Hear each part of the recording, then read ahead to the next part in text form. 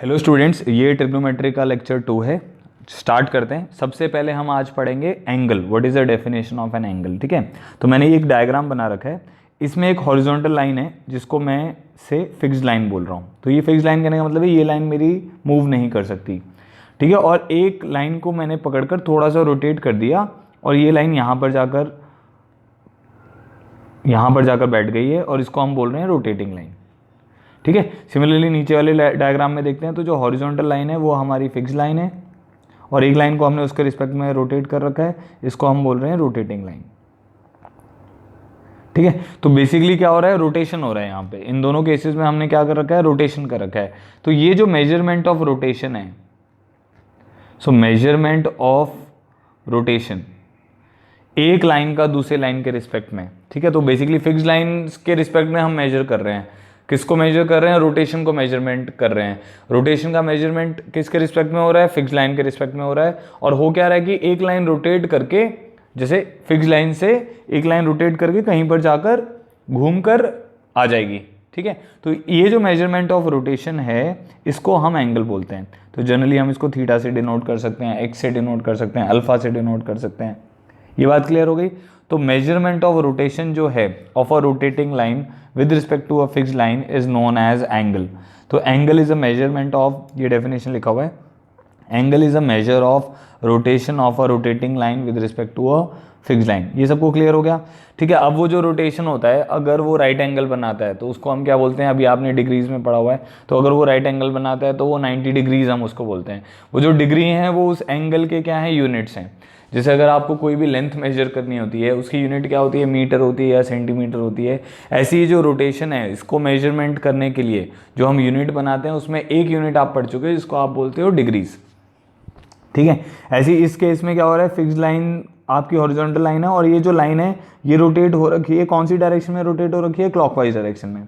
तो यहाँ पे इस एंगल को से हम अल्फा मान लेते हैं। ठीक है, तो जब भी हम किसी भी लाइन को रोटेट करते हैं with respect to a fixed line भी कहीं पर भी हो सकती है, जरूरी नहीं है हॉरिजॉन्टल हो, वर्टिकल भी हो सकती है, इंक्लाइंड भी हो सकती है। ठीक है, तो फिक्स्ड लाइन के रिस्पेक्ट में एक लाइन रोटेट होगी। जैसे मान लो ये हमारी फिक्स्ड लाइन है और ये मैंने रोटेट कर दिया, तो ये रोटेशन किस डायरेक्शन में हुआ है, क्लॉकवाइज डायरेक्शन में हुआ है। ठीक है, मान लो आपकी ये फिक्स लाइन है, ये आपकी फिक्स लाइन है, आपने इसको रोटेट करके इस डायरेक्शन में ले गए। ठीक है, तो अब रोटेशन किस डायरेक्शन में हुआ है, आपका एंटी क्लॉकवाइज सेंस में हुआ है। ठीक है, क्लॉकवाइज सेंस जो मतलब क्लॉक वाली डायरेक्शन में रहता है, एंटी क्लॉकवाइज उसके ऑपोजिट रहता है। ठीक है, तो इस केस में क्या है, फिक्स लाइन से रोटेटिंग लाइन की डायरेक्शन में अगर आप जाओगे तो आपका एंगल जो है वो एंटी क्लॉकवाइज डायरेक्शन में मेजर हो रहा है। तो जब भी हमारा एंटी क्लॉकवाइज डायरेक्शन में एंगल मेजर होगा तो हमारा जो एंगल होगा वो क्या होगा, थीटा जो होगा वो पॉजिटिव होगा। Theta is positive. तो theta is positive in anti clockwise direction. ध्यान रखना है, बहुत इंपॉर्टेंट चीज़ है। ठीक है, इस दूसरे केस में अगर आप देखोगे तो इसको भी थीटा मान लेते हैं। अब यहाँ जो थीटा है वो किस डायरेक्शन में रोटेट हुआ है, क्लॉकवाइज डायरेक्शन में रोटेट हुआ है। तो जो रोटेटिंग लाइन है वो किस डायरेक्शन में रोटेट हुई है, क्लॉकवाइज डायरेक्शन में। और थीटा किस डायरेक्शन में मेजर हुआ है, क्लॉकवाइज डायरेक्शन में, है ना। तो क्लॉकवाइज डायरेक्शन में क्योंकि मेजर हुआ है इसीलिए थीटा को हम क्या बोलेंगे, थीटा विल बी नेगेटिव।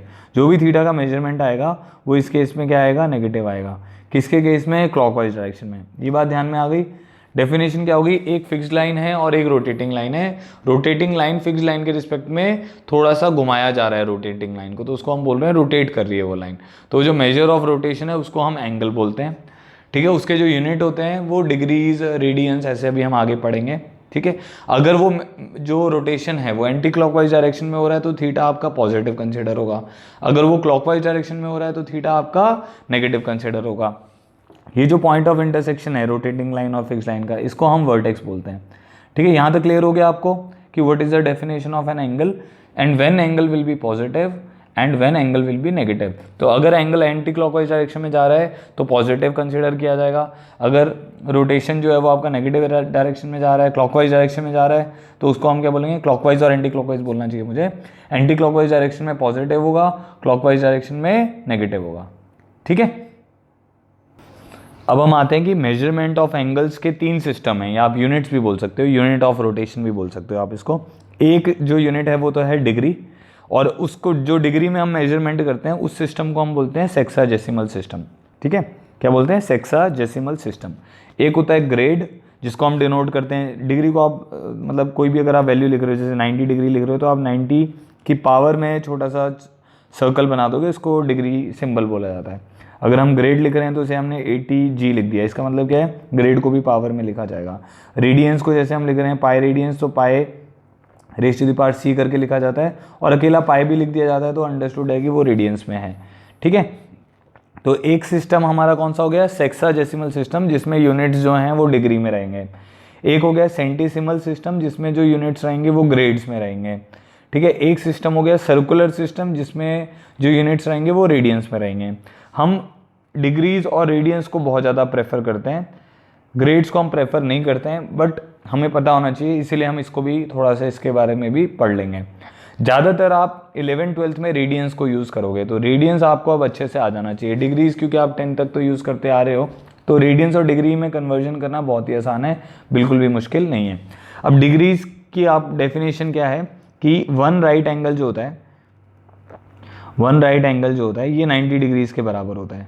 ठीक है, तो 1 डिग्री किसके बराबर हो जाएगा, 90 डिग्री के अगर आप 90 इक्वल पार्ट्स कर दो, तो एक राइट एंगल के अगर आप 90 इक्वल पार्ट्स कर दोगे तो वो आपको क्या देगा, 1 डिग्री मेजरमेंट देगा। रोटेशन का मेजरमेंट कितना हो जाएगा, 1 डिग्री। ठीक है, फिर इसको फर्दर यूनिट्स में भी डिवाइड किया जा सकता है, जैसे आप 1 मीटर को सेंटीमीटर में भी डिवाइड करते हो, बोलते हो ना 1 metre is equal to 100 centimetre. ठीक है, तो वैसे ही जैसे आप बड़े यूनिट को छोटे यूनिट में ब्रेक करते हो, तो हम ब्रेक करते हैं 1 degree is equal to 60 minutes में। ठीक है, and 1 minutes is equal to 60 seconds. ठीक है, तो उसके फर्दर डिवीजन है, मतलब 1 डिग्री में कितने होंगे, 60 मिनट्स होंगे, और 1 मिनट में कितने होंगे, 60 सेकेंड्स होंगे। ये वाले मिनट और सेकंड आपके वॉच वाले मिनट और सेकंड जैसे नहीं है, ये इसका डिवीजन है। ये जो सिंबल है, ये सिंबल को हम मिनट्स बोलते हैं, बट ये हमारे नॉर्मल मिनट से रिलेटेड नहीं है। ऐसे ये जो डबल डैश का जो सिंबल है, इसको हम सेकेंड्स बोलते हैं। ठीक है, तो क्या ध्यान में रखोगे कि 1 डिग्री में कितने मिनट्स होते हैं, 60 मिनट्स, और 1 मिनट में कितने सेकंड्स होते हैं, 60 सेकंड्स। ठीक है, अच्छा अब ग्रेड पर आते हैं। ग्रेड की डेफिनेशन क्या है कि 1 राइट एंगल जो होता है, ग्रेड के केस में 1 right angle is equal to 100 grades. ठीक है, क्लियर हो गया, 1 right angle is equal to 100 grades, और 1 grade is equal to 100 minutes. ये जो डैश का सिंबल हो गया इस केस में मिनट है, वो ऑब्वियसली वो वाले मिनट और ये वाले मिनट डिफरेंट होंगे। 1 minute is equal to 100 seconds. ठीक है, तो जो राइट एंगल है और जो ग्रेड्स हैं उनमें क्या रिलेशन आ गया, ग्रेड को हम पावर में लिखते हैं, तो 1 right angle is 90 degrees is equal to 100 grades. ठीक है, तो 90 degree is equal to 100 grades होता है, और इसको हमेशा ध्यान रखें कन्वर्जन करने के लिए। ग्रेड को हम कैसे लिखते हैं, 100 raise to the power g करके। ठीक है, अब रेडियंस पर आते हैं, जो कि ज़्यादा इंपॉर्टेंट है हमारे लिए। तो जैसे आपको ये पता होगा कि अगर हम एक सर्कल लेते हैं तो ये अपने सेंटर पर 360 डिग्रीज बनाता है। ठीक है, तो एक हमारे पास फॉर्मूला भी होता है, अगर ये एंगल थीटा है और ये आर्क लेंथ l है यहाँ से लेकर यहाँ तक, और रेडियस r है, तो l is equal to r theta हम जानते हैं होता है। ये रिलेशन है लेंथ ऑफ आर्क और रेडियस और एंगल के बीच में। ठीक है, इस रिलेशन से हम रेडियंस थीटा जो है उसको हम रेडियंस में लिख सकते हैं। समझ रहे हो सब लोग, तो L is equal to r theta में जो थीटा है वो आपका रेडियंस में आ जाएगा, प्रोवाइडेड आप लेंथ को सर्कमफ्रेंस, जैसे लेंथ को लेंथ ऑफ आर्क लिखो। तो अगर मैं पूरे सर्कल के लिए L लिखूंगा तो वो कितना हो जाएगा, 360 डिग्री, मतलब 360 डिग्री एंगल के लिए मेरी लेंथ कितनी हो जाएगी, 2 पाई आर, जो कि सर्कमफ्रेंस होगा। तो इसको मैं क्या लिख सकता हूँ, r टाइम्स ऑफ थीटा। सबको समझ आ रही है, पूरे सर्कल के लिए जो लेंथ ऑफ सर्कमफ्रेंस है वो हमारी 2 पाई आर हो जाएगी, उसको हम r थीटा लिख सकते हैं, क्योंकि L is equal to r theta होता है। तो यहाँ पर r और r कैंसिल हो जाएगा, तो थीटा किसके बराबर आ जाएगा, 2 पाई। अब जो थीटा है वो 2 पाई है, और पूरे सर्कल के लिए जो एंगल सबटेंडेड है सेंटर पे वो कितना है, 360 डिग्री है। तो हमारे पास क्या आ जाएगा, 2 pi radians is equal to 360 degree. तो यहाँ से ये क्लियर हो जाएगा कि पाई रेडियंस जो है वो 180 डिग्रीज के बराबर है। ठीक है, तो ये एक बहुत ही इंपॉर्टेंट रिलेशन है, pi radians is 180 degrees. Clear हो गया, इसको हम ऐसे भी लिख सकते हैं, pi raise to the power c is equal to 180 degrees. ठीक है, या ज़्यादातर हम ये यूज़ करेंगे, pi radians is equal to 180 degree. Angle के साथ अगर कुछ भी नहीं लिखा हुआ है, तो अगर जैसे वो 90, 30, 60 लिख रहा है, तब तो हमें समझ आ जाएगा कि ये डिग्रीज में लेके चल रहा है। तो अगर वो जैसे 10, 11, 12, ठीक है, पाई बाई 2 ऐसी वैल्यूज़ लिख रहा है, तो उससे हमें समझ आ जाएगा वो रेडियंस में है। ठीक है, ये बात क्लियर हो गई। अब एक और इम्पॉर्टेंट चीज़ क्या है कि पाई रेडियंस जो होता है एक्चुअली में ये 3.14 रेडियंस हो गया ना रफली। पाई की वैल्यू होती है 3.1414159 के आसपास होती है, तो 3.14 कंसिडर कर लेते हैं। तो 3.14 रेडियंस किसके बराबर हो गया, 180 डिग्री के बराबर हो गया। तो 1 रेडियंस जो आता है हमारे पास, तो 180 डिग्री डिवाइडेड बाय 3.14 आ जाता है, तो ये रफली 57 डिग्री पॉइंट समथिंग के आसपास आता है। तो शॉर्टकट में आप ये याद रख सकते हो कि 1 रेडियन इज़ रफली equivalent to 57 degrees, approximately equal to 57 degrees. कुछ कैलकुलेशंस में हो सकता है हमें इसकी ज़रूरत पड़ जाए, ठीक है। अब एक और चीज़ जो आपको ध्यान में रखनी है वो क्या है कि अब जो 3 मैंने सिस्टम बनाए, पहला क्या हो गया, 1 right angle is equal to 90 degree, 1 right angle equal to 100 grades. यहाँ पर क्या आ गया, 1 right angle is equal to किसके बराबर आ गया, π/2 रेडियंस, क्योंकि हमारे पास पाई रेडियंस कितना आया था, 180 डिग्री आया था, तो π/2 रेडियंस कितना हो जाएगा, 180 डिग्री हो जाएगा। ठीक है, तो रिलेशन क्लियर हो गया। पाई रेडियंस याद रखने के लिए इसमें क्या इंपॉर्टेंट है, pi radians is equal to 180 degrees, तो ये याद रखें कन्वर्जन के लिए। यहाँ पे कन्वर्जन के लिए क्या इंपॉर्टेंट है, 90 डिग्रीज इज इक्वल टू 100 तो 90 डिग्रीज इज 100 ग्रेड। ठीक है, चलो इतना तो क्लियर हो गया। अब आपको जो इंपॉर्टेंट चीज़ें, जैसे अगर मैं आपको बोलूँ π/2 किसके बराबर होगा, तो अब क्योंकि रेडियंस हम ज़्यादा यूज़ करेंगे, तो जो π/2 रेडियंस होगा ये किसके बराबर होगा, 90 डिग्रीज के बराबर होगा। समझ आ रहा होगा ये बात, सिंपल सी। ठीक है, तो π/2 रेडियंस इज बेसिकली 90 डिग्रीज। ठीक है, π/3 रेडियंस इज कितना होगा, π/3 रेडियंस 60 डिग्री। π/4 रेडियंस किसके बराबर होगा, 45 डिग्री। समझ रहे हो। अच्छा, पाई रेडियंस किसके बराबर होगा, पाई रेडियंस इज 180 डिग्रीज। ठीक है, π/6 रेडियन किसके बराबर होगा, तो आपको ऐसे सोचना है, पाई रेडियन होता है 180 डिग्री, तो π/6 कितना हो जाएगा, 30 डिग्री। ऐसे अब आपको हर एंगल को रेडियंस में लिखना आना चाहिए जो हम डिग्रीज में जानते हैं। यहाँ तक क्लियर हो गया अभी आपको, जो भी मैंने बताया कि डिग्रीज, रेडियंस और ग्रेड में मेजरमेंट हमें कैसे करना है। अच्छा, अब जो हमने डिग्री मेजरमेंट पढ़ा है और जो रेडियन मेजरमेंट पढ़ा है, तो उसके लिए कुछ क्वेश्चंस अब देख लेते हैं, ताकि आपको एक मेजरमेंट सिस्टम से दूसरे मेजरमेंट सिस्टम में जाने में आसानी हो, आप उसको कन्वर्ट कर पाएँ बेसिकली। तो अब मेरे को 45 डिग्री 19 मिनट्स एंड 60 सेकेंड्स को रेडियन में कन्वर्ट करना है। तो सबसे पहले तो ये जो टर्म है इसको एक्स मान लेते हैं, 45 डिग्री 19 मिनट्स 60 सेकेंड्स। इसको मैं ऐसा लिख सकता हूँ, 60 सेकेंड्स जो होते हैं वो किसके बराबर होते हैं, 1 मिनट के बराबर होते हैं। तो इसको हम लिख सकते हैं 45 डिग्री 20 मिनट्स, क्योंकि 60 सेकेंड्स क्या हो जाएंगे, 1 मिनट हो जाएंगे, तो 19 मिनट में वो ऐड हो जाएगा। अब ये हो गया 45 degree 20 minute. Now you already know that 1 degree is equal to 60 minutes, तो 20 मिनट किसके बराबर हो जाएंगे, 1/3 डिग्री के बराबर हो जाएंगे। ये बात भी समझ आ रही है। 1 डिग्री 60 मिनट्स, तो 20 मिनट्स किसके बराबर हो जाएंगे, 1/3 डिग्री के बराबर। तो एक्स आपका किसके बराबर आएगा, 45 डिग्री 20 मिनट्स की जगह हम क्या लिख देंगे, 1/3 डिग्री। ठीक है, तो क्या वैल्यू हो गई है बेसिकली हमारे पास ये वाली वैल्यू हो जाएगी, x is equal to 45 plus 1/3 whole degree. ठीक है, तो ये कितना बन जाएगा, 3 5 ज़ा 15, 3 4 ज़ा 12, 113, 135 प्लस 1 करेंगे एलसीएम लेने के बाद, तो ये आ जाएगा 136/3 होल डिग्रीज। समझ आ गया इतना। ठीक है, अब हम जानते हैं कि भाई 180 डिग्रीज जो होता है वो किसके बराबर होता है, पाई रेडियंस के बराबर होता है। अब हमें इसको करना है 136/3 डिग्री को कन्वर्ट करना है, तो इसको हम क्या लिख सकते हैं, पाई divided by 180 into 136 divided by 3, ये हमारी रेडियंस में वैल्यू आ जाएगी। ठीक है, इसको थोड़ा सा सिंप्लीफाई कर लेते हैं, 4 से कैंसिल करते हैं, तो ये 136 को जब कैंसिल करेंगे तो 34 आएगा, यहाँ पे कैंसिल करेंगे तो 45 आ जाएगा, तो हमारे पास वैल्यू फाइनली आ जाएगी 34 पाई डिवाइडेड बाय 135 रेडियंस। इसको और भी सिंप्लीफाई किया जा सकता है, मतलब पाई की वैल्यू आप 3.14 पुट करके इसको और सिंप्लीफाई भी कर सकते हो। समझ आ गया कैसे कन्वर्जन किया हमने।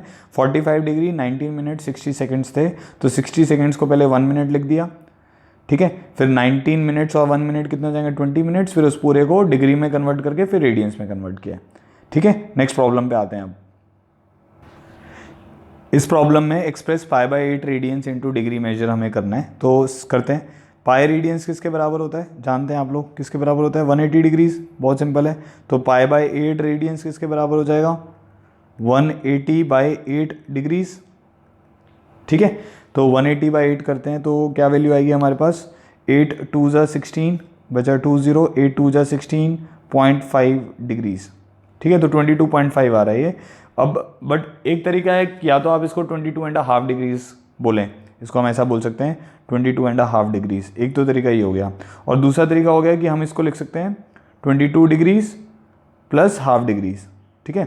अब जो हाफ डिग्री होगा वो हमारे पास किसके बराबर होगा, हम ये जानते हैं 1 डिग्री 60 मिनट्स, तो जो हाफ डिग्री होगा वो किसके बराबर हो जाएगा, 30 मिनट्स। तो हमारे पास आ जाएगा 22 डिग्री 30 मिनट्स, ठीक है। तो समझ आ गया, express π/8 radians into degree measure हमने कैसे किया, पाई रेडियंस 180 डिग्री होता है तो π/8 कितना हो जाएगा 180/8, तो डिग्रीज में 22.5 आ गया। अब हाफ डिग्री जो है वो 30 मिनट्स के बराबर है, तो इसका आंसर हो जाएगा 22 डिग्रीज 30 मिनट्स। नेक्स्ट में हमें 80 ग्रेड्स को डिग्री मेजर में कन्वर्ट करना है। तो हम जानते हैं 100 grades is 90 degrees, 100 grade 1 right angle के बराबर होता है, ठीक है। तो 1 ग्रेड किसके बराबर हो जाएगा, 90/100 डिग्रीज के बराबर हो जाएगा, ठीक है। अब मेरे को क्या निकालना है, 80 ग्रेड्स निकालना है, तो 80 ग्रेड किसके बराबर हो जाएगा, 90/100 डिग्रीज इंटू 80। समझ गए होंगे आप लोग, यूनिटरी मेथड जैसे यही है। तो ये 2 0 कैंसिल हो जाएंगे तो 9 8 जा 72 डिग्रीज आ जाएगा, तो इसका आंसर कितना हो जाएगा 72 डिग्रीज। समझ आ गया होगा। नेक्स्ट प्रॉब्लम देखते हैं, if arc of same length in 2 circles subtends angle of 60 degree and 75 degree at there centre, find the ratio of their radii. Okay, तो अब इसमें क्या है कि हमारे पास से आर्क ऐसा एक डायग्राम बना लेते हैं। L is equal to r theta होता है, हम जानते हैं। अगर L ये है, R ये है और ये थीटा ये है, बट थीटा इसमें किस में होता है, L is equal to r theta जब आप लिखते हैं, अभी मैंने बताया था L is equal to r theta में जो थीटा होता है वो रेडियंस में होता है, इसका ध्यान रखना है आपको, ठीक है। तो अब क्या है, आर्क लेंथ 2 सर्कल की सेम है, उनके एंगल्स अलग अलग हैं, ठीक है। तो हम ऐसा मान लेते हैं कि जो हमारा θ1 है दिस इज 60 डिग्री, और 60 डिग्री को हम कैसे लिख सकते हैं, 180 डिग्री पाई रेडियंस होता है, तो ये किसके बराबर आ जाएगा, π/3 रेडियंस के बराबर आ जाएगा। समझ आ गया होगा, ठीक है। θ2 को लिखते हैं, θ2 किसके बराबर है, 75 डिग्रीज। अच्छा, अब 75 डिग्रीज कैसे बनाएंगे हम, ऐसे इधर लिख लेते हैं, 180 डिग्रीज इज पाई रेडियंस, ठीक है। तो 75 डिग्रीज किसके बराबर आ जाएगा हमारे पास, पाई डिवाइडेड बाय 180 इंटू 75, ठीक है। तो पाई इंटू 15 5 ज़ा 15 1 ज़ा और 3 0, तो 5 π/12 आ जाएगा।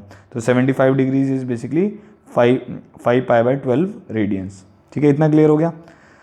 अब हमारे पास क्या है, आर्क लेंथ दोनों का सेम है, तो मैं ऐसा बोल सकता हूँ L1 is equal to R1 θ1, ठीक है, and L1 is also equal to R2 θ2।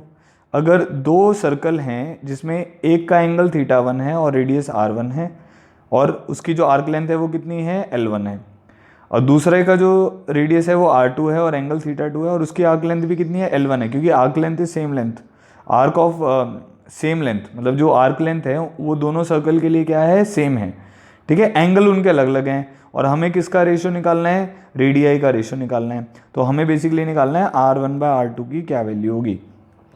तो मैंने ऐसा बोल दिया कि भाई R1 θ1 should be equal to R2 θ2, because L1 is equal to L2। अगर आप यहाँ पे L2 लिख लेते हैं, L1 is equal to R1 θ1, L2 is equal to R2 θ2, क्योंकि L1 equal to L2 given है, तो हम बोल सकते हैं R1 θ1 is equal to R2 θ2।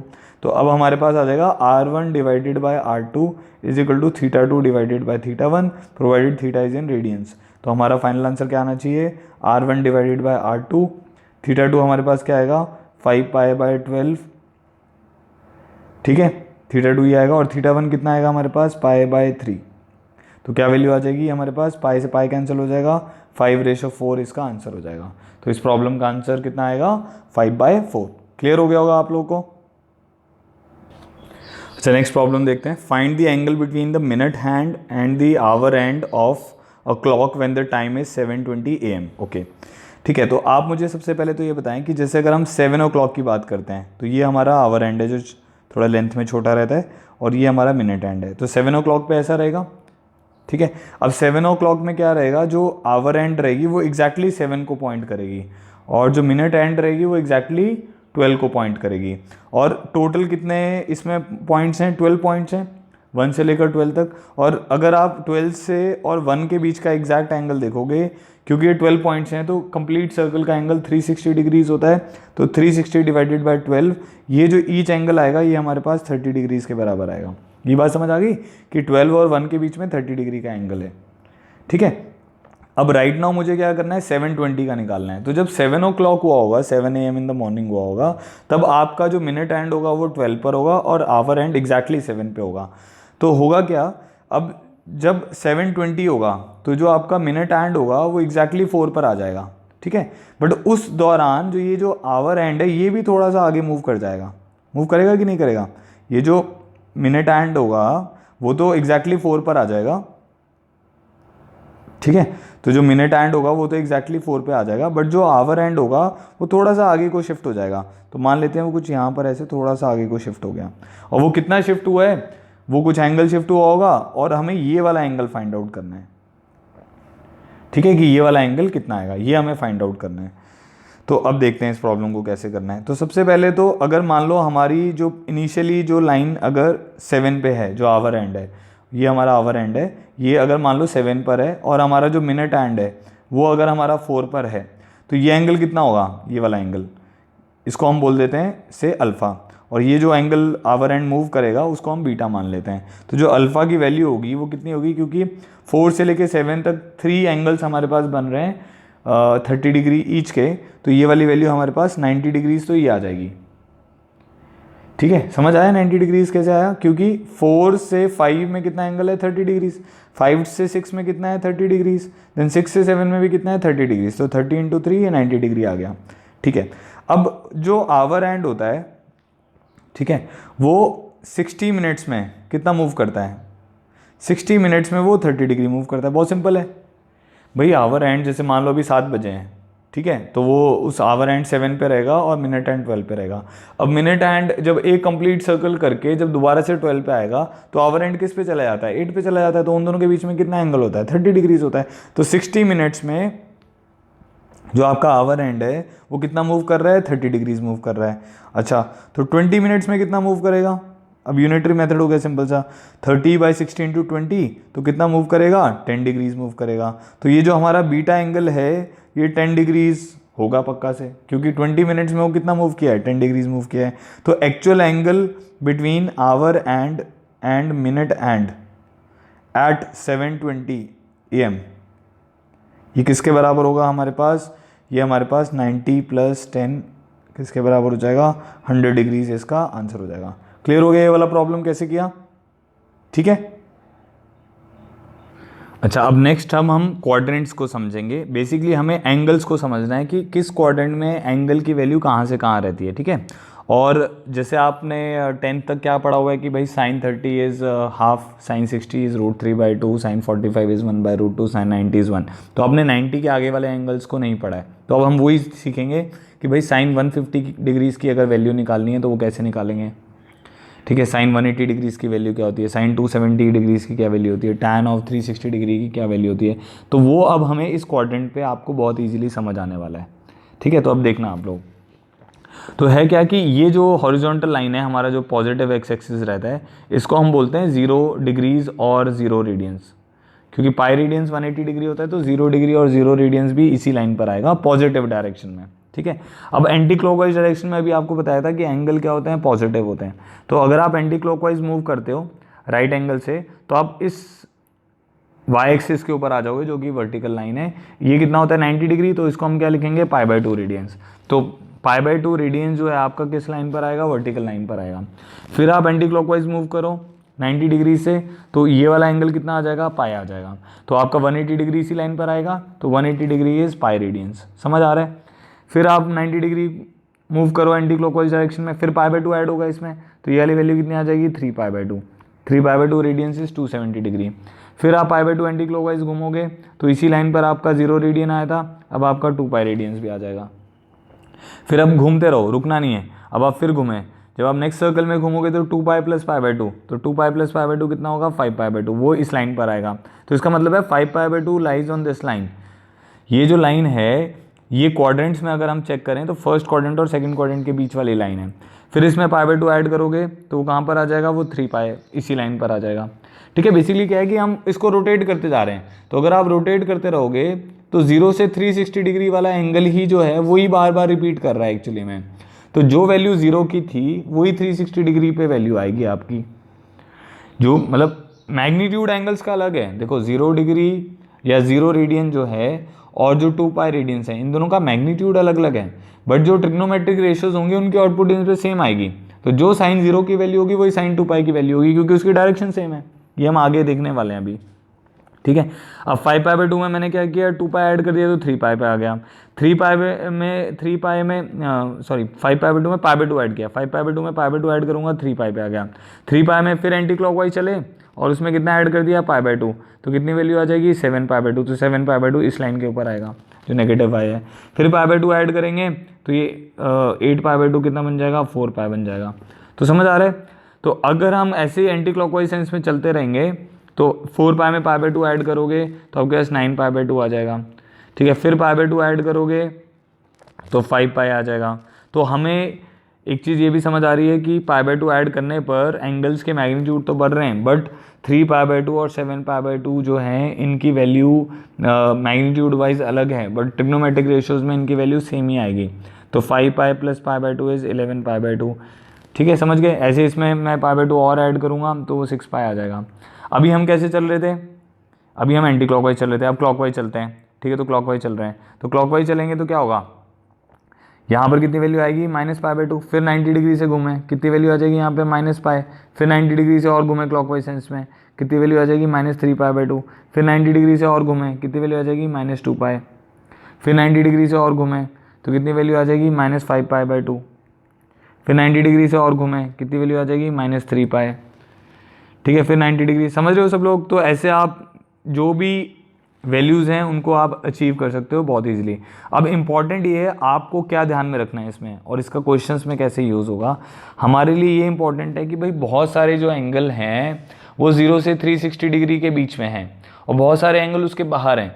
तो बट जो बहुत सारे एंगल 360 डिग्री से आगे हैं या 0 से पीछे हैं वो सब की आउटपुट ट्रिग्नोमेट्री के केस में सेम आ सकती है, क्योंकि 0, 2π, 4π, 6π ये एक्चुअली में एंगल्स अलग अलग हैं, बट ट्रिग्नोमेट्रिक रेशियो की आउटपुट यहाँ पे सेम आएगी, क्योंकि सेम लाइन को ही रिप्रेजेंट कर रहे हैं, सेम ही लाइन के ऊपर आ रहे हैं। सिमिलरली π/2, 5π/2, 9π/2, -3π/2, -7π/2 इन सब पर आपके ट्रिग्नोमेट्रिक रेशियोज की वैल्यू सेम आएगी। जैसे अगर sin 90 निकालते हो 1 आता है, sin 5π/2 निकालोगे वो भी 1 आएगा, sin 9π/2 निकालोगे वो भी 1 आएगा, sin π 0 आता है, sin 180, sin 0 0 होता है, sin 2π भी 0 रहेगा, sin 4π भी 0 रहेगा, sin 180 0 होता है, sin 3π भी 0 रहेगा, sin 5π भी 0 रहेगा।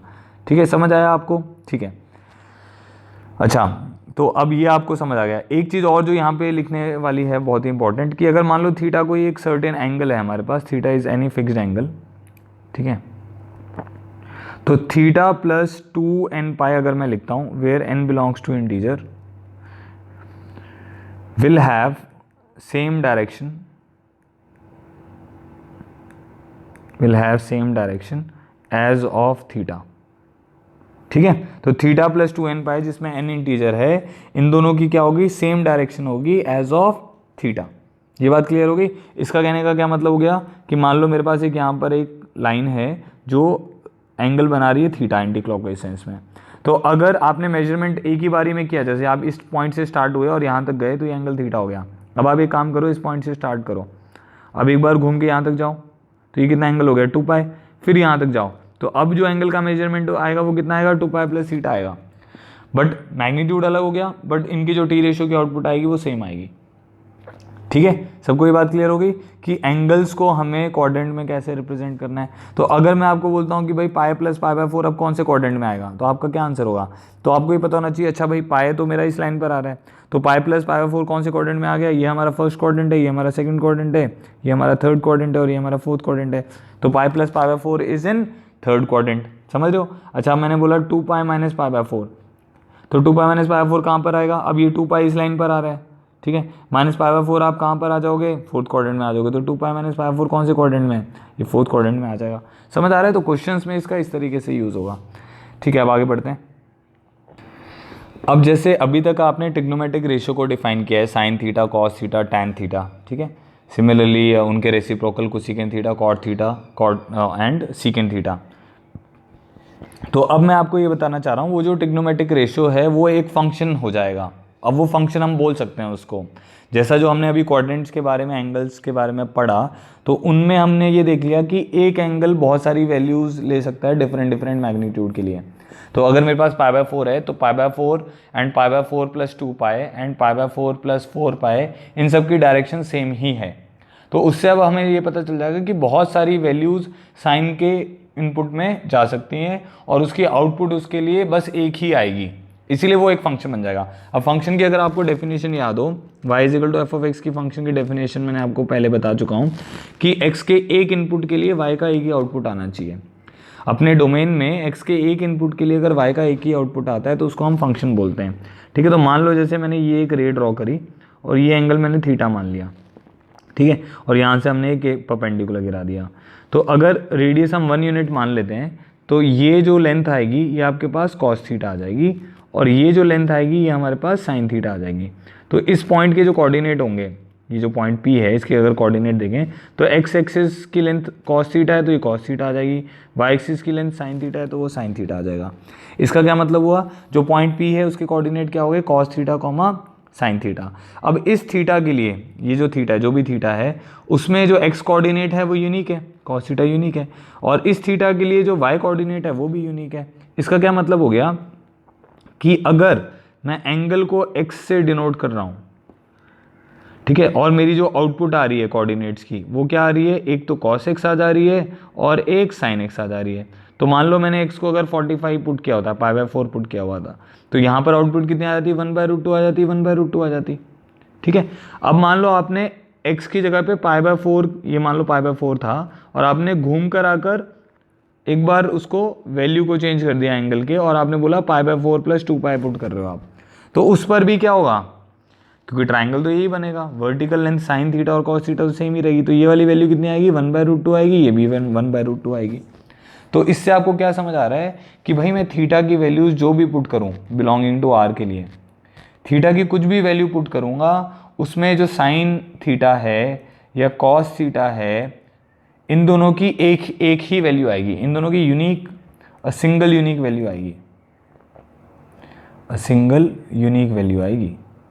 वो वैल्यू क्या आएगी, कितनी बार रिपीट करेगी, इससे हमें फ़र्क नहीं पड़ रहा, हमें किससे फ़र्क पड़ रहा है कि एक इनपुट पर एक आउटपुट आना चाहिए, इसके लिए भी एक ही यूनिक वैल्यू आएगी, ठीक है। इससे हम ये कंक्लूड कर लेते हैं कि ट्रिग्नोमेट्री में जो y is equal to sine x है या y is equal to cos x है और या y is equal to tan x है, ये सब हमारे क्या हैं, फंक्शंस हैं। सिमिलरली y इजिकल टू जो सीकेंट एक्स है, y is equal to cosecant x है, ठीक है, या y equal to cot x है, ये सारे जो 6 हमने ट्रिग्नोमेट्रिक रेशियोज पढ़े हैं ये हमारे फंक्शंस हो जाएंगे। फंक्शन हम इसको इसीलिए बोल रहे हैं क्योंकि हो क्या रहा है कि एक इनपुट पर इनके क्या आ रहे हैं, एक ही आउटपुट आ रहे हैं। तो इनपुट आप कोई भी वैल्यू ले सकते हो। अब जैसे क्वाड्रेंट से हमें ये समझ आ गया कि साइन 45 पर भी 1/√2 है, तो साइन 45 प्लस 2 पाई मतलब 45 प्लस 360 डिग्री पे भी वो 1/√2 होगा। साइन 45 पे 1/√2, साइन 45 प्लस 360 पे भी 1/√2, साइन 45 प्लस 4 पाए मतलब 720 डिग्रीज पर भी वो 1/√2 ही होगा।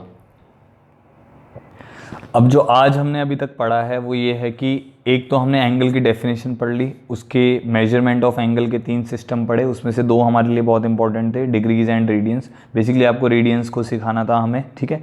नेक्स्ट अब हमने उसके ऊपर कुछ प्रॉब्लम्स किए और मैंने फिर क्वाड्रेंट बताया आपको कि एंगल मेजरमेंट क्वाड्रेंट में कैसा है।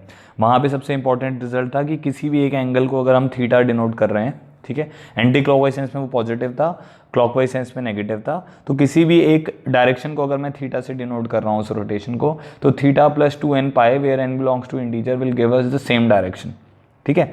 अब ये जो सब चीज़ें आपको बताई गई उसका एप्लीकेशन पार्ट जो है वो अब आपको बताया जा रहा है। तो इस लेक्चर का सबसे इंपॉर्टेंट पार्ट अब यही है जिसमें आप ये सीखोगे कि भाई टी रेशियोज जो होते हैं, जो टी फंक्शंस हैं, हमने टी रेशियोज को अब टी फंक्शन भी बना लिया। तो ट्रिग्नोमेट्रिक फंक्शन जो हैं वो फर्स्ट क्वाड्रेंट में पॉजिटिव हैं, सेकंड में नेगेटिव हैं, थर्ड में क्या है, मतलब क्या सिचुएशन है, और उसके ऊपर बेस्ड फिर हमें कुछ प्रॉब्लम्स करने हैं। ठीक है। तो अब ये मैंने एक सर्कल बना दिया यूनिट रेडियस का। यूनिट रेडियस कहने का मतलब है वन उसका रेडियस है। अब मान लो कि मैंने एक रेडियल लाइन ड्रॉ करी और ये एंगल हमारे पास x बना रहा है। ये वाला x जो है ये इस वाले x एक्सिस से रिलेटेड नहीं है, एंगल को बस हम x डिनोट कर रहे हैं। ठीक है, तो अगर मैंने x एंगल को डिनोट किया है तो जैसे अभी अभी मैंने आपको बताया था कि जो हॉरिजॉन्टल डिस्टेंस होगा वो आपके पास कितना आ जाएगा, cos x आ जाएगा, और जो वर्टिकल डिस्टेंस आ जाएगा वो sin x आ जाएगा। ये वाला डिस्टेंस ट्रिग्नोमेट्री से आपके पास cos x आ जाएगा क्योंकि ये 1 है, और ये वर्टिकल डिस्टेंस हमारे पास कितना आ जाएगा, sin x आ जाएगा। तो आपके पास cos x, sin x ये कोऑर्डिनेट आ जाएगा जो कि फर्स्ट क्वाड्रेंट में है।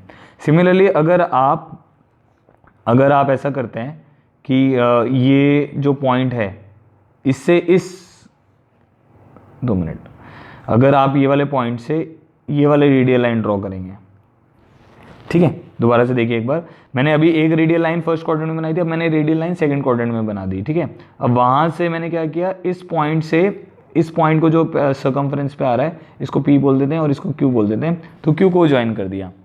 अब अगर आप इस एंगल को x मानेंगे, वैसे आप बोलेंगे सर वो वाला भी x है तो ये वाला भी आप x क्यों मान रहे हो, अभी क्योंकि मेरे को बस आपको ये बताना है कि भाई cos x sin x का साइन क्या है, tan x का साइन क्या है, इसीलिए मैं एंगल सेम मान के चल रहा हूँ। तो मैंने अगर इस एंगल को x माना है तो ये वाले जो मेरे कोऑर्डिनेट आएंगे वो क्या आएंगे, again cos x, sin x आएंगे। ठीक है, ऐसा इसलिए हो रहा है क्योंकि हम इधर से एंगल मेजरमेंट नहीं कर रहे हैं, क्योंकि इधर से अगर एंगल मेजरमेंट करेंगे तो वो क्लॉकवाइज हो जाएगा, फिर वो एंगल आपको या तो एक्यूट लोगे तो वो थीटा लेना पड़ेगा, तो इधर से आपको पाई माइनस थीटा कंसीडर करना पड़ेगा। ठीक है, तो मैं क्या कर रहा हूँ, मैं हमेशा जो मेजरमेंट कर रहा हूँ वो किससे कर रहा हूँ, पॉजिटिव एक्स एक्सिस से कर रहा हूँ। तो पॉजिटिव एक्स एक्सिस से अगर मैं मेजरमेंट कर रहा हूँ, एंटी क्लॉकवाइज डायरेक्शन में मेरा एंगल क्या होगा, पॉजिटिव होगा। तो अगर एंगल ये एक्स है तो ये ऑटोमेटिकली कोऑर्डिनेट क्या आएंगे, cos x, sin x आएंगे। ठीक है, सिमिलरली अगर आप थर्ड क्वाड्रेंट में जाओगे, अगर आप मेजरमेंट वहीं से कर रहे हो, ये आपने x लिया है तो ये वाला यहाँ पर भी कोऑर्डिनेट जो आएगा वो क्या आएगा, cos x, sin x आएगा। ऐसे अगर आप फोर्थ क्वाड्रेंट में भी जाते हो, मान लो आपने यहाँ पे कोई पॉइंट ले लिया P, Q, R और S, और आप यहाँ पर भी एंगल घुमाकर अगर आप रोटेट करके x मानते हो तो s के जो कोऑर्डिनेट आएंगे वो भी क्या आएंगे, cos x, sin x आएंगे। ठीक है, अब इंपॉर्टेंट चीज़ समझो। सबसे पहले तो ये आपको समझ आना चाहिए कि भाई क्योंकि मैं पॉजिटिव एक्स एक्सिस से एंगल को कंसिडर कर रहा हूँ, इसीलिए वो जो कोऑर्डिनेट आ रहा है वो cos x, sin x आ रहा है, उसका रेजोल्यूशन है वो बेसिकली। फर्स्ट क्वाड्रेंट में क्या होता है, x भी पॉजिटिव होता है, y भी पॉजिटिव होता है। आपको पता होगा x, y जैसे हम जो लिखते थे, कोऑर्डिनेट्स लिखते थे, इसको अब्सीसा बोलते थे, इसको ऑर्डिनेट बोलते थे, तो उस ऑर्डर्ड पेयर में x भी पॉजिटिव होता है और y भी पॉजिटिव होता है। तो फर्स्ट क्वाड्रेंट में cos भी पॉजिटिव है, sin भी पॉजिटिव है। सेकंड क्वाड्रेंट में x आपका क्या आएगा, नेगेटिव आएगा, तो cos नेगेटिव होगा, और y कोऑर्डिनेट पॉजिटिव है इसलिए sin पॉजिटिव होगा। थर्ड क्वाड्रेंट में दोनों ही क्या होंगे, नेगेटिव होंगे। समझ गए। फोर्थ क्वाड्रेंट में क्या होगा, x पॉजिटिव होगा और y क्या होगा, नेगेटिव होगा। तो यहाँ से हमें ये समझ आ जाता है कि भाई यहाँ पर अगर हम sin x को देखें, cos x को देखें और tan x को देखें, तो sin भी पॉजिटिव है, cos भी पॉजिटिव है, tan भी पॉजिटिव है फर्स्ट क्वाड्रेंट में। ठीक है, फर्स्ट क्वाड्रेंट में कौन कौन पॉजिटिव है, sin भी पॉजिटिव, cos भी पॉजिटिव, tan भी पॉजिटिव। अब sin पॉजिटिव है तो उसका रेसिप्रोकल भी क्या होगा, कोसेकेंट भी क्या होगा, पॉजिटिव होगा। cos भी क्या होगा, पॉजिटिव है तो सीकेंट भी क्या होगा, पॉजिटिव होगा। tan पॉजिटिव है तो कॉट भी क्या होगा, पॉजिटिव होगा। ठीक है, तो इसीलिए हम इसमें a का सिंबल यूज़ करते हैं। a का मतलब है ऑल, मतलब फर्स्ट क्वाड्रेंट में सारे t फंक्शन जो होंगे वो क्या होंगे, पॉजिटिव होंगे, या सारे t रेशियोज क्या होंगे, पॉजिटिव होंगे। सेकंड में आते हैं, सेकंड क्वाड्रेंट में। ठीक है, इसमें क्या हो गया, अब हमारे को क्लियर हो गया कि जो हमारा sin x है वो तो पॉजिटिव है, ठीक है, और जो cos x है वो हमारा नेगेटिव है। तो इन दोनों का रेसिप्रोकल लोगे तो tan x भी क्या आ जाएगा, sin x by cos x, reciprocal नहीं, sin x को cos x से डिवाइड करोगे अगर तो tan x क्या आ जाएगा, sin x by cos x क्या आ जाएगा, नेगेटिव आ जाएगा।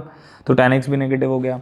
अब sin पॉजिटिव है तो उसका रेसिप्रोकल कोसेकेंट x क्या होगा, वो भी पॉजिटिव होगा।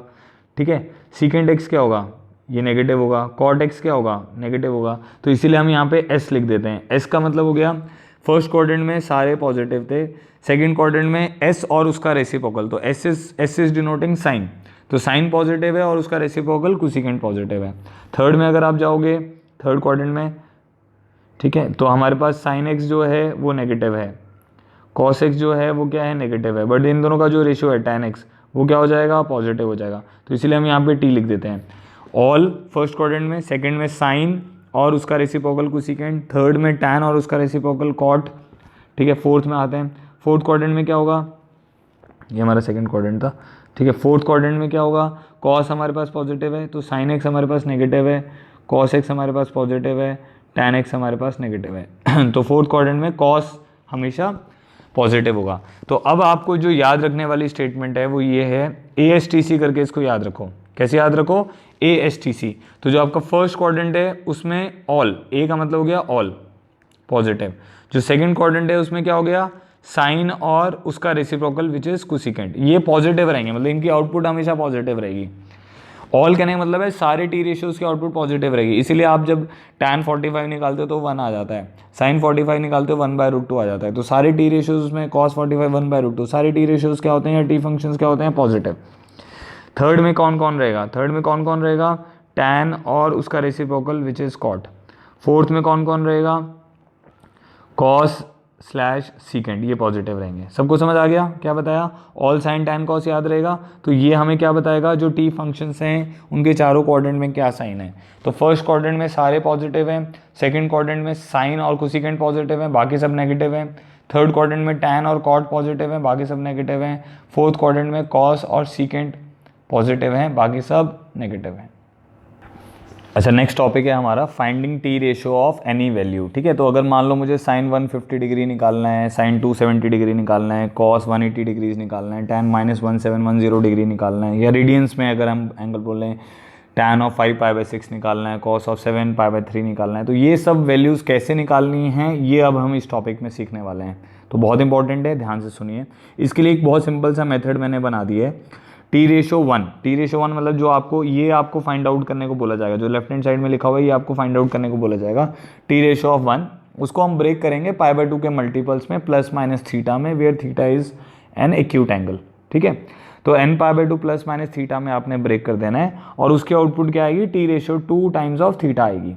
ठीक है, अगर जो हमारा एंगल ब्रेक हो रहा है वो ऑड मल्टीपल ऑफ π/2 हो रहा है, वेयर n इज ऑड। अभी आप इसको सुनिए जो मैं बता रहा हूँ, और इसको अभी क्वेश्चंस में करेंगे तो बहुत इजीली समझ आने लग जाएगा। तो अगर n मेरा ऑड मल्टीपल है, ठीक है, तो n मतलब n किसका मल्टीपल है, यहाँ भी ये चीज़ ध्यान में रखने वाली है, n इज मल्टीपल ऑफ π/2। ठीक है, तो जो n है यहाँ पर वो किसका मल्टीपल है, π/2 का मल्टीपल है। और अगर n ऑड होगा तो मतलब ऑड मल्टीपल ऑफ π/2 +-θ आ रहा होगा हमारे पास एंगल में, जो एंगल है ये वाला जो एंगल है इसमें ऑड π/2 +-θ अगर आ रहा होगा तो साइन आपका कॉस में चेंज होगा, टी रेशियो विल चेंज। अगर n ऑड है तो T ratio will change, sine cos में चेंज होगा, कॉस साइन में चेंज होगा, टैन कॉट में चेंज होगा, कॉट टैन में चेंज हो जाएगा, सीकेंट कोसेकेंट में चेंज होगा और कोसेकेंट सीकेंट में चेंज हो जाएगा। अगर n हमारा इवन है, मतलब T/2 टाइम्स ऑफ थीटा जो है उसमें n हमारा इवन है, तो क्या होगा, साइन उसमें टी रेशियो चेंज नहीं होगा, मतलब साइन साइन ही रहेगा, कॉस कॉस ही रहेगा, टैन टैन ही रहेगा। सिमिलरली कोसेकेंट कोसेकेंट रहेगा, सीकेंट सीकेंट रहेगा, कॉट कॉट रहेगा। ठीक है, नेक्स्ट हमें क्या चेक करना है इसके बाद कि चेक ये वाला जो एंगल है n π/2 +-θ ये कौन से क्वाड्रेंट में आ रहा है, क्योंकि आउटपुट तो हमें यही देखनी है ना कि भाई कौन से क्वाड्रेंट में आ रही है। 10 तक आप क्या करते थे, फर्स्ट क्वाड्रेंट में चेक करते थे। जब आप फर्स्ट क्वाड्रेंट में चेक करते थे तो सारी वैल्यूज पॉजिटिव आती थी, क्योंकि फर्स्ट क्वाड्रेंट में क्या ऑल साइन टैन कॉस होता है, पढ़ा था अभी हमने। तो फर्स्ट क्वाड्रेंट में तो सब पॉजिटिव होते हैं, बट अगर सेकंड क्वाड्रेंट में आओगे तो साइन पॉजिटिव रहेगा और उसका रेसिप्रोकल पॉजिटिव रहेगा, बाकी सब नेगेटिव रहेंगे। तो नेक्स्ट स्टेप क्या करना है कि ये चेक करो कि भाई एंगल किस क्वाड्रेंट में आ रहा है, फिर उस क्वाड्रेंट में T/1 का साइन पुट कर देना है, क्योंकि किसकी आउटपुट निकाल रहे हो आप, T/1 की तो आउटपुट निकाल रहे हो। तो अगर T/1 जो है मतलब साइन सेकंड क्वाड्रेंट में है तो वो पॉजिटिव होगा, साइन थर्ड क्वाड्रेंट में है तो वो नेगेटिव होगा, साइन फोर्थ क्वाड्रेंट में है तो वो नेगेटिव होगा। ठीक है, तो put the sine of T/1 in that quadrant. ठीक है, अब एक एग्जांपल देखते हैं। फॉर एग्जांपल मैंने आपको बोला कि मुझे ये निकालना है साइन ऑफ 3π/2 +θ। ठीक है, इसकी वैल्यू निकालनी है। अब सोचना आप लोग कैसे करना है इसको, और देखना मैं जो बता रहा हूँ। तो मान लेते हैं अभी थीटा यहाँ पर क्या है, एक्यूट है। ठीक है, तो साइन ऑफ 3π/2, अब सबसे पहले आपको ये देखना पड़ेगा कि भाई ये क्या है, ऑड मल्टीपल है कि इवन मल्टीपल है। तो π/2 का क्या मल्टीपल हो गया, ऑड हो गया ना, 3 × π/2 हुआ तो ऑड मल्टीपल हो गया। तो जब ये ऑड मल्टीपल है तो आपको यहाँ पे पहले तो कॉस लिख देना है, कॉस ऑफ थीटा, एंगल हटा के वो जो एक्यूट एंगल है वो लिख देना है वहाँ पे। तो साइन ऑफ 3π/2 +θ में आउटपुट क्या आ गई अब मेरे पास, cos थीटा। अब मेरे को यहाँ पे ये डाउट है कि पॉजिटिव आएगा कि नेगेटिव आएगा, तो उसके लिए देख लेते हैं। आपको ये पता होगा यहाँ पे 0 था, यहाँ पे π/2 था, यहाँ पे पाई था, यहाँ पे क्या था 3π/2 था। तो नेक्स्ट स्टेप क्या है, सबसे पहला है कि भाई टी रेशियो चेंज करो या नहीं चेंज करो। तो हमने टी रेशियो चेंज कर दी, एंगल लिख दिया। अब ये देखो कि ये कौन से क्वाड्रेंट में आ रहा है, 3 पाई बाय 2 प्लस थीटा कौन से क्वाड्रेंट में आ रहा है, फोर्थ क्वाड्रेंट में आ रहा है। तो हमें ये पता है all sign tan cos, fourth में साइन को देखना है, फोर्थ में साइन क्या होता है नेगेटिव, तो इसकी आउटपुट क्या आएगी माइनस कॉस थीटा। बात समझ आ गई कैसे किया, दोबारा से सुनो, साइन 3 पाई बाय 2 क्योंकि odd multiple of pi by 2 है तो क्या होगा साइन का कॉस थीटा हो जाएगा पहली चीज। अब आपको साइन चेक करना है कि भाई पॉजिटिव आएगा कि नेगेटिव आएगा, तो ये देखो कि 3 पाई बाय 2 प्लस थीटा जो एंगल है वो कौन से क्वाड्रेंट में आ रहा है, वो फोर्थ क्वाड्रेंट में आ रहा है, वहां पे साइन नेगेटिव होता है क्योंकि वहां पे कॉस और सीकेंट पॉजिटिव होते हैं, ठीक है, इसलिए यहाँ पे क्या आएगा नेगेटिव आएगा। समझ गए। अब नेक्स्ट एग्जांपल देखते हैं, tan of 7 pi plus theta. तो सबसे पहले तो आपको किसका मल्टीपल देखना था, पाई का नहीं देखना, ये नहीं देखना है कि भाई 7 ऑड है, आपको किसका मल्टीपल देखना था, पाई बाय 2 का। तो ये क्या बनेगा, tan ऑफ 14 पाई बाय 2 लिख सकते हो ना आप इसको, प्लस थीटा। समझ गए। तो 14 पाई बाय 2 प्लस थीटा, तो अब ये क्या हो गया, इवन मल्टीपल हो गया, इसका मतलब है इसकी आउटपुट भी क्या आएगी, tan थीटा ही आएगी। बस अब यहाँ पे साइन चेक करना है, पॉजिटिव आएगा कि नेगेटिव आएगा ये अब हमें देखना है, तो वो देख लेते हैं। तो क्या था, हमने जो क्वाड्रेंट्स बनाए थे, यहाँ पे 0 था, याद होगा आपको, यहाँ पे पाई बाय 2 था, यहाँ पे पाई था, यहाँ 3 पाई बाय 2 था, तो सारे इवन पाई 0 पर आते हैं, 0, 2 पाई, 4 पाई, -2 पाई, 6 पाई, -4 पाई, ये सब 0 पर आएंगे, ठीक है। पाई, 3 पाई, 5 पाई, 7 पाई, ये किस पर आएंगे, पाई रेडियंस पर आएंगे 180 डिग्रीज के ऊपर। तो 7 पाई प्लस थीटा कौन से क्वाड्रेंट में आ रहा है, 7 पाई प्लस थीटा, तो ये फर्स्ट क्वाड्रेंट हो गया, सेकंड क्वाड्रेंट हो गया, थीटा क्यूब मान लेते हैं, तो 7 पाई प्लस थीटा कौन से क्वाड्रेंट में आएगा, थर्ड क्वाड्रेंट में आएगा। वहाँ पे क्या होता है, ऑल साइन टैन कॉस, तो थर्ड क्वाड्रेंट में टैन क्या होता है, पॉजिटिव, इसलिए यहाँ पर इसकी आउटपुट क्या आएगी, पॉजिटिव आएगी। तो इसलिए हम बोल सकते हैं कि tan of 7 pi plus theta आपका किसके बराबर होगा, टैन थीटा के बराबर होगा। समझ आ रहा है मैं कैसे कर रहा हूँ, ये ध्यान रखना है, दो चीज़ें ध्यान रखो कि पाई बाय 2 का मल्टीपल देखना है, पाई बाय 2 का ऑड मल्टीपल पे टी रेशो चेंज होता है, ठीक है, पाई बाय 2 के इवन मल्टीपल पे टी रेशो चेंज नहीं होता है, पहली चीज है। दूसरा एंगल देखो कि भाई एंगल कौन से क्वाड्रेंट में आ रहा है, वहां पर टी रेशो की आउटपुट देखनी है। समझ आया। अब कुछ फॉर्मूले देखते हैं जो आपके बहुत फ्रीक्वेंटली यूज होंगे, साइन ऑफ माइनस थीटा, ये सब इसी लॉजिक से निकाले जाते हैं। अब जैसे साइन ऑफ माइनस थीटा है, इसका क्या मतलब हुआ, ये हमारा 0, यहाँ पर पाई बाय 2, यहाँ पर पाई, यहाँ पे 3 पाई बाय 2 और यहाँ पे 2 पाई आएगा, ठीक है। तो 0 वाली लाइन यही है। तो माइनस थीटा अगर हम चलेंगे, इसका मतलब है हम मतलब थीटा नेगेटिव डायरेक्शन में ले गए, माइनस थीटा करने का मतलब क्या हो गया, थीटा कौन सी डायरेक्शन में चला गया, क्लॉकवाइज सेंस में चला गया। तो माइनस थीटा कौन से क्वाड्रेंट में आएगा, माइनस थीटा को अगर आप देखोगे कौन से क्वाड्रेंट में आएगा, फोर्थ क्वाड्रेंट में, ठीक है। तो माइनस थीटा का मतलब हो गया, इसमें आपने 0 माइनस थीटा लिख सकते हो, तो ये क्या हो गया, 0 is always considered as even number, तो ये even multiple of pi by 2 हो गया, क्योंकि 0 इंटू पाई बाय 2 लिख सकते हो ना आप इसको, ठीक है। तो इसका मतलब हो गया इवन मल्टीपल पे क्या होगा, चेंज नहीं होगा, तो साइन थीटा का साइन थीटा आ जाएगा। बट क्या होता है, all sign tan cos, fourth quadrant में कौन पॉजिटिव होता है, कॉस पॉजिटिव होता है, तो साइन नेगेटिव होता है इसलिए माइनस आ जाएगा। Cos of minus theta cos theta आएगा, बट फोर्थ क्वाड्रेंट में इसलिए प्लस हो जाएगा। टैन ऑफ माइनस थीटा क्या आएगा, टैन थीटा आएगा, बट फोर्थ क्वाड्रेंट में इसलिए क्या हो जाएगा, नेगेटिव हो जाएगा। Similarly sign of pi by 2 minus theta पे आते हैं। अब साइन ऑफ 90 माइनस थीटा तो odd multiple of pi by 2 हो गया, इसलिए कॉस थीटा होगा। पाई बाय 2 माइनस थीटा कौन से क्वाड्रेंट में है, फर्स्ट क्वाड्रेंट में, वहाँ सारे टी रेशियोज क्या होते हैं, positive. Cos of 90 minus theta क्या होगा, साइन थीटा होगा, फर्स्ट क्वाड्रेंट में पॉजिटिव होता है। टैन ऑफ 90 माइनस थीटा क्या होगा, चेंज होगी टी रेशियो, कॉट थीटा हो जाएगा। Similarly for cosecant of 90 minus theta क्या हो जाएगा, जैसे मान लो अब आपको कोसेकेंट का फॉर्मूला नहीं पता तो आप कैसे कर सकते हो, अगर आपको साइन का याद है तो आप जानते हो ना definition, 1 by sine of pi by 2 minus theta होता है ये। तो 1 by sine of pi by 2 minus theta कितना हो जाएगा, 1 बाय कॉस थीटा, तो ये किसके बराबर होगा, सीकेंट थीटा। तो ऐसे भी निकाल सकते हो आप। अब जैसे और देखते हैं, साइन ऑफ 90 माइनस थीटा, बताओ, जैसे पाई माइनस थीटा, तो पाई यहाँ पर आता है, 2 पाई यहाँ पर आता है, 0 यहाँ पर आता है, इवन पाई सारे यहाँ पर आते हैं, ऑड पाई सारे यहाँ पर आते हैं, इवन प्लस में भी और माइनस में भी, ठीक है। ये 0 है हमारे पास क्वाड्रेंट के हिसाब से, तो ऑल साइन टैन कॉस होता है। तो अब देखो पाई माइनस थीटा कौन से क्वाड्रेंट में आएगा, सेकंड क्वाड्रेंट में आएगा, तो इवन मल्टीपल है, पाई का मतलब हो गया 2 into pi by 2, even multiple of pi by 2 है, तो साइन थीटा ही रहेगा, बट साइन क्या आ जाएगा, इसका साथ जो आगे साइन लगाओगे वो प्लस ही रहेगा, ठीक है, क्योंकि सेकंड क्वाड्रेंट में साइन क्या होता है, positive. Sine of 2 pi plus theta कौन से क्वाड्रेंट में आएगा, फर्स्ट क्वाड्रेंट में आएगा, इसीलिए क्या रहेगा, साइन थीटा ही रहेगा। 100 पाई प्लस थीटा, 100 पाई भी आपका इसी लाइन पर आएगा, तो प्लस थीटा फर्स्ट क्वाड्रेंट में रहेगा, इसलिए इसकी वैल्यू भी क्या रहेगी, साइन थीटा रहेगी। समझ आ रहा होगा आप लोगों को। अब हम एक प्रॉब्लम कर रहे हैं जिसमें इसी जो कंसेप्ट को बताया उसको अप्लाई करते हैं और सारी वैल्यूज़ कैलकुलेट करने की कोशिश करते हैं। तो मैं आपको जैसे बता रहा था कि हमें साइन की 0 से 90 डिग्रीज की वैल्यू जो आप पहले पढ़ते आ रहे हैं वो आपको पता होनी चाहिए इन क्वेश्चंस को सॉल्व करने के लिए।